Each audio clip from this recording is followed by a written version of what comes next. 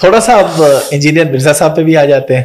انہوں نے ایک آڈینس تو گریب کی ہے, یہ تو ایک ریئلٹی ہے کہ نوجوان نسل یا جو بہت پڑھا لکھا طبقہ تھا یا ایسا جو لوگ دین سے پہلے ہی دور تھے, ان کو کسی حد تک انہوں نے بہت زیادہ اٹریکٹ کیا ہے. ان کے بارے میں بھی آپ مجھے جو آف دی ریکارڈ ایک دو باتیں بتا رہے تھے, ان کے حوالے سے میں چاہوں گا کہ آپ پبلکلی بتائیں. مسئلہ آپ کو شروع کہاں سے ہوا, پھر آپ نے بریک کیوں لگے, کافی عرصہ آپ رک کیوں گئے بیچ میں؟ حافظ صاحب, اس بارے میں تفصیل یہ ہے کہ انجینئر علی مرزا صاحب کے جو فین فالوئنگ ہے نا, وہ اس بنیاد پہ نہیں ہے کہ وہ کوئی دینی عالم ہے, وہ اس بنیاد پہ ہے کہ وہ آؤٹ آف باؤنڈری نکل کے بات کرتے ہیں.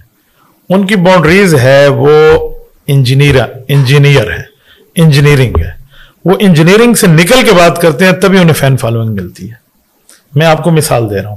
آج میں جبے میں, امامے میں, شلوار قمیض میں آپ کے سامنے بیٹھا ہوں, مولوی ہوں, عالم ہوں, اس طرح بیٹھا. اللہ نہ کرے میں سر سے ٹوپی اتاروں, پگڑی اتاروں, قمیض اتاروں, بنیان میں آ کے اس طرح آپ کے سامنے ٹھہروں نا, ایسے مجھے فین فالوئنگ ملے گی. ریچ دیکھیں آپ اگلے دن. کیوں؟ میں آؤٹ آف باؤنڈری آیا ہوں, اپنی فیلڈ سے باہر نکلا ہوں. مرزا صاحب اپنی فیلڈ سے باہر نکلے, علماء میں جا کے انٹرفیئر کی, صلحاء میں, اولیاء میں, باقی معاملات میں, تو لوگ بنتے گئے, ریچنگ ملی. ریچنگ علم کی بنیاد پہ نہیں ہے, یہ پہلی بات ہے. دوسری بات, مرزا صاحب نے اتنی باتیں کر دیں جو باتیں ہم سے قابل برداشت نہیں تھی. شروع میں جو ان کی بات میں نے سنی تھی نا, اس وقت صحابہ کرام کا معاملہ سامنے نہیں تھا پیش نظر, اس وقت علماء اولیاء کی بات تھی.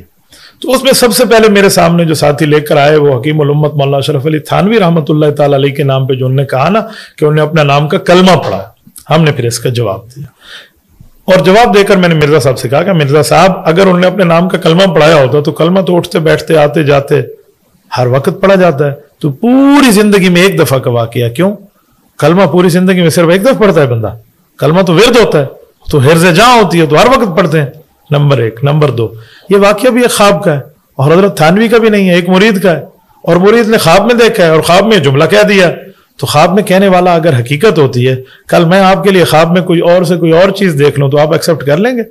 یعنی اس طرح ہم نے ان کو سمجھایا. اس کے جواب میں مرزا صاحب کا رابطہ ہو گیا ہم سے. وہ ان کے کوئی جاننے والے ہیں, کوئی اسٹوڈنٹ ہیں, ان کے ذریعے سے, مفتی صاحب آپ تو بہت اچھے آدمی ہیں, آپ کا تو میں علمی کام دیکھتا ہوں, آپ تو اتنے عرصے سے میدان میں ہیں, آپ نے کیا کر دیا؟ واقعی اگر ہماری غلطی ہے تو ہمیں سوچنے کے لیے کچھ ٹائم دیں, آپ یہ چھوڑ دیں کلپ بازی ہمارے خلاف. وہ جانتے تھے کہ اس کی بھی ریچ ہے, عوام دیکھتی ہے.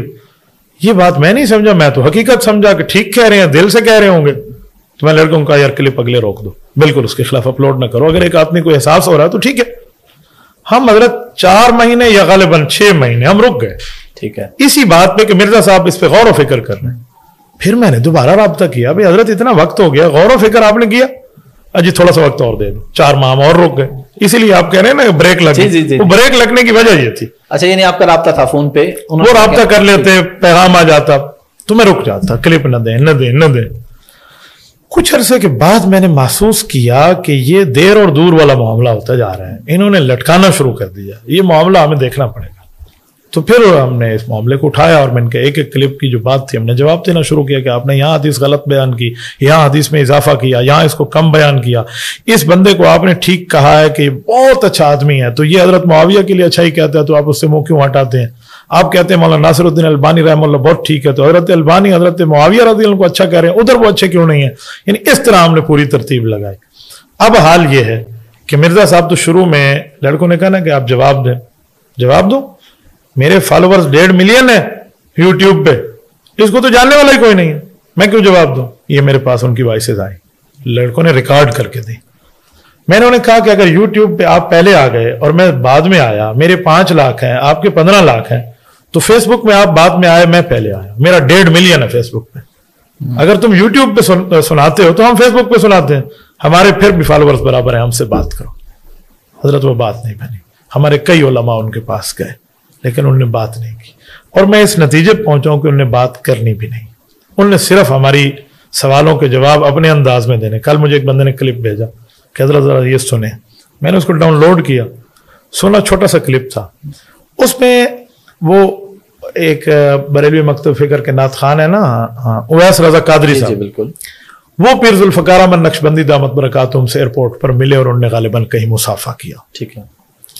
मिर्जा साहब उसको टच कर रहे हैं कि देखो उसने मुसाफा किया, उसको अपने मकतब फिक्र निगालियां दी, और वहां पीर साहब के तारुफ में वो लफ्ज कहते हैं कि वो जुल्फकार नक्शबंदी साहब मेरे अंदाज में नकल करते हुए कहते हैं उस क्लिप में, आप देख लें, जो इंजीनियर भी हैं आलिम भी हैं। ये लफ्ज मेरा है, मैं इंजीनियर के लिए कहा करता था ये सिर्फ इंजीनियर है आलिम नहीं है। मैंने कहा हमें इंजीनियर से अगर नफरत होती तो फिर जुल्फकार साहब इंजीनियर भी हैं आलिम भी हैं। तो मेरा यही जुमला दोहराते हैं, इसका माने मुझे सुनते हैं, मैं उनके आसाब पे सवार हूं, सुनते हैं, बैठने के लिए तैयार नहीं है, सुनते हैं, गुफ्तगू के लिए तैयार नहीं है। मुझसे बड़ा अच्छा ताल्लुक है, हमारे एक सिक्योरिटी इदारे में माशाल्लाह वो ऑफिसर है, उनको मुझका बैत का ताल्लुक और एक रूहानी ताल्लुक है। वो एक कर्नल साहब के साथ इनके पास एक दफा तशरीफ ले गए, तो वो कर्नल साहब इनके बहुत अच्छे दोस्त थे, तो उन्होंने कहा यार आप भी चलो। तो उन्होंने पूछा आप कहाँ के? तो उन्होंने कहा जी मेरा ताल्लुक डेरा इस्माइल खान से। आप यकीन माने मुझे बता रहे थे कि चाय के बाद अगला जुमला उसने नहीं कहा। उसने कहा अब्दुल वाहिद कुरैशी का बंदा है, इसने कोई बात करनी है, मैं उठ रहा हूँ। अगर आप मैं आपके असाब पे इतना सवार हूँ तो या आप गलत बातें छोड़ दें, हमारे साथ बैठ के मसला हल कर लें। पर इंजीनियर साहब मुझे नहीं लगते बैठे, और हर साहब मैं अल्लाह को गवाह बना के कहता हूँ, जिस दिन वो हमारे सामने सही तरतीब पे बैठ गया ना, इल्मी दुनिया में ये इसका आखिरी दिन होगा। जिस रात बैठ गया इल्मी दुनिया में आखिरी रात। वो भी करते रहते हैं, आए दिन चैलेंज करते हैं कि आए बैठे, वो कहना ये लोग नहीं बैठते मेरे सामने कोई। मैं आपके सर पे पगड़ी रखता हूँ, आप हमारे इनके चैलेंज के जवाब मैं इनको एक्सेप्ट करने पे देता हूँ, आप तारीख तय करवा लें। दा गज दा मैदान। अच्छा, वो फिर एक तरफ ये भी कहते हैं, फिर दूसरी तरफ वो कहते हैं मैं मनाजरे का कायल नहीं हूँ। बस मैंने जो बात कर आपको तो कायल नहीं हूँ, हमें कहा है कि मुझे मेरी माँ ने मना किया। हमारे सामने अम्मन उला के आ जाते हैं, ऐसी की करिए दसो, हम खवातीन का तो एहतराम करेंगे ना, तो मुझे मेरी वालदा ने मना किया। तो हजरत आपको वालदा मना भी फरमाती हैं और आप ये काम भी करते हैं, तो ऐसा नहीं होना चाहिए। मुझे उलमा वाली बात पे, औलिया वाली बात पे भी दुख है कि उन्होंने बातें गलत की हैं, लेकिन सबसे बड़ा दुख नबी अलैहिस्सलाम के सहाबा, नबी अलैहिस्सलाम की अहले बैत, इसके मुतालिक उनके जुमले इंतहाई रकीक हैं, इंतहाई गलत हैं, इंतहाई नामुनासिब है। खुसूसन सैयदना मुआविया रज़ी अल्लाह तआला अन्हु के हवाले से उनका जो मामला है वो ठीक नहीं है। तो इस बारे में मुझे खतरा है उनकी आखरत के बारे में, उनकी आकबत के बारे में, कि अगर वो इसी अकीदे पे दुनिया से चले गए तो कहीं आखरत खराब ना हो जाए।